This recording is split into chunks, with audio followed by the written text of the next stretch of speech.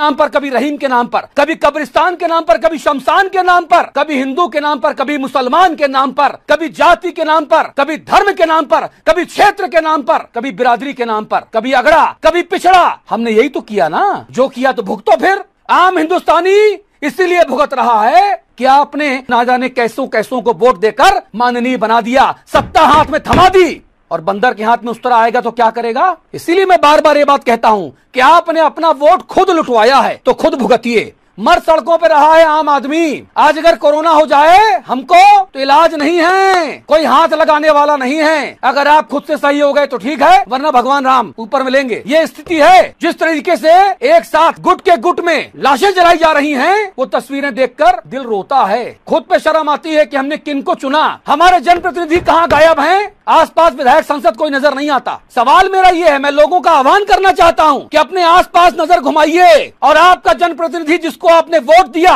जिसको आपने गणमान्य महानुभाव बनाया, माननीय बनाया, आदरणीय बनाया, वो इस दुख की घड़ी में आपके आसपास है कि नहीं है? अगर दुख की घड़ी में आपके आसपास वो नहीं है तो आप दोषी हैं कि आपने ऐसे निकम्मों को, ऐसे नाकाबिलों को वोट दिया। और सियासी भाषणों पर और दिखावों पे ना जाना, सियासी भाषणों और दिखावों पे ना जाना, अपनी और अपनों की जान खुद है बचाना। भगवान राम को याद करो, जिंदा रह गए तो कोरोना काल के बाद मुलाकात होगी, बात होगी, और अगर निकल लिए इस निकम्मे सिस्टम की मेहरबानी से तो ऊपर मिलेंगे। फिर या तो जन्नत मिलेगी, या दोजख मिलेगा, स्वर्ग मिलेगा, या नरक मिलेगा, देखा जाएगा। लेकिन आज जो हालात बने हुए हैं यहाँ जमीन पर, वो नरक से कम नहीं है।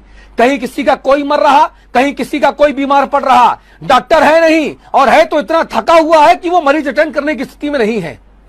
और ऊपर से हमारे नेताओं को सत्ता की मलाई चाटनी है।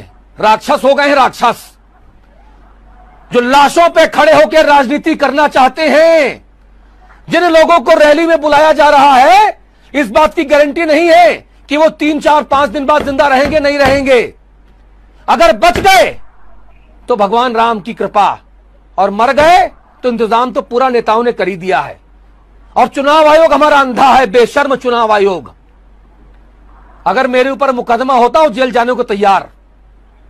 भारत का चुनाव आयोग सबसे ज्यादा महामूर्ख और अंधा चुनाव आयोग है, मंदबुद्धि चुनाव आयोग, जिसमें बैठे चुनाव आयुक्तों को केवल मलाई चाटनी है, सत्ता की चाकरी करके अपनी पदस्थापना करानी है। आज यहां है, कल किसी और पद पे बैठेंगे, बुढ़ापा ठीक से कटेगा। शर्म आनी चाहिए चुनाव आयुक्तों को हमारे भारत देश के कि वो आम लोगों को कोरोना के मुंह में धकेल रहे हैं चुनाव के नाम पे। अरे क्या बिगड़ जाएगा अगर 6-8 महीना और राष्ट्रपति शासन या राज्यपाल शासन लगा रह जाएगा तो क्या तूफान आ जाएगा।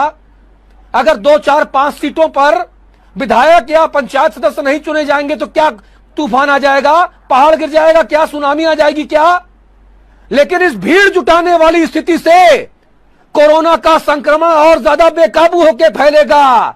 हाहाकार मचा है भारत देश में, और नेताओं को हमारे शर्म आती है। 140-145 करोड़ के भारत में कोई भी ऐसा मर्द नेता नहीं है जो खड़े होकर मंच से कहे कि नेतागिरी बाद में, लोगों की जिंदगी बचाने का काम पहले। कोई मुख्यमंत्री, कोई प्रधानमंत्री ये क्यों नहीं बोलता कि रैली में मेरी मत आओ, मोबाइल पे आपका मेरा भाषण मिलेगा, आपको मैं वर्चुअल भाषण करूंगा, आप लोग अपने घरों में रहिए, मेरा भाषण सुनिए, रैली पे मत आइएगा। मतदान करने का समय बढ़ा दीजिए, सुबह 6 से रात के 10 कर दीजिए, लंबी लंबी कतारें मत लगने दीजिए, आराम से लोग आए, वोट डालें, अपने घर जाएं, सत्ता भी मिल जाएगी और लोगों की जिंदगी भी बच रह जाएगी। लेकिन शर्म आती है मुझे अपने बेशर्म नेताओं पर। ऐसे हैं हमारे भारत के जनप्रतिनिधि जिन्हें वोट देकर हम चुनते हैं, जिन्हें हमारी जिंदगियों का कोई भी मोल नहीं है। आपको मरना हो तो मरते रहिए, साहब तो बैठे हैं मौज में। बहुत बढ़िया, एक और एपिसोड खत्म हो गया। आगे और कितने एपिसोड खत्म होंगे मुझे नहीं पता। हमारे नेताओं की बेशर्मी कब खत्म होगी मुझे इसका इंतजार है। बहुत बहुत धन्यवाद, नमस्कार। जो कहूंगा सच कहूंगा।